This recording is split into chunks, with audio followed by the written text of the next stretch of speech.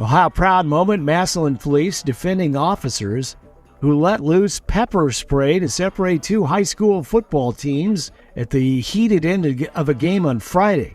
Now, that's hardly the way to treat guests who came all the way from St. Louis. That city's Cardinal Ritter High School made the trip to Massillon. And the visitors are pretty outraged. Their parents are very upset over this whole thing, as you can imagine. Seems a bit of overkill to whip out the pepper spray. Another Ohio proud moment, Parma Heights, a giant inflatable pumpkin got loose in the wind the other day, and these officers were tasked with capturing and deflating. I struggle with the pumpkin. Where did that come from? Dude, I was following it, and it kept blowing away, and when I went to grab it over here, it took off. I don't know, we're trying to deflate it. It keeps filling up.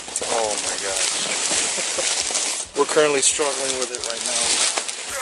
Wow. Man, I've never seen that before. Born the other day at a Nashville hospital, a 13-pound boy.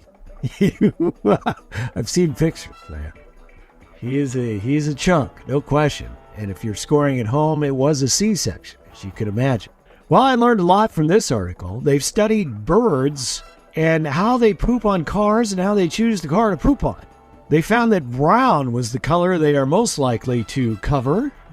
If it's mating season and the bird catches their reflection in your car, may hit it repeatedly with their feces to mark their territory over what they assume is a romantic rival, but is actually their reflection. This makes a lot of sense. Don't you notice? I have. There are certain times when my car just gets deluged with this stuff. My car, the Toyota Corolla, I know, right? Pretty fancy. My Toyota Corolla, not in the top 10 pooped on cars. Those brands are Ram, Jeep, Chevrolet, Nissan, Dodge, Kia, Tesla, Audi, Ford, and Subaru. Your top 10 pooped on cars by birds. I have an avid disbelief in avian beings. The government genocided over 12 billion birds and simultaneously replaced them with surveillance drones. I think they're all too real. In fact, today in stress eating, marinating your meat can cut cancer risk up to 90%. Use some herbs, some sort of acid like vinegar or lemon juice to neutralize compounds in the meat that appear when grilling or otherwise cooking meat at high temperatures. It takes out the carcinogens, essentially. You're telling me this now? I might as well just start smoking at this point. I've eaten too many hunks of unmarinated meat. West Allis in Wisconsin. A man who admitted to repeatedly putting super glue in a coworker's soda will avoid jail somehow. 3 years probation. We never really did figure out why he did it. I've seen his mugshot. I gotta be honest, he looks like he's cream crackers nuts. This woman got violently ill from drinking the tainted soda, and yet he will do no time. Portland, in other soda news, a man whose beater car was stolen has agreed to drop charges against the accused in exchange for one Mountain Dew Baja Blast. He even had a bumper sticker on his car that read, "Worth one Mountain Dew Baja Blast." It was a 96 Toyota Camry. His insurance company totaled the car out at $1,700. It seems the car thief managed to finish off that vehicle.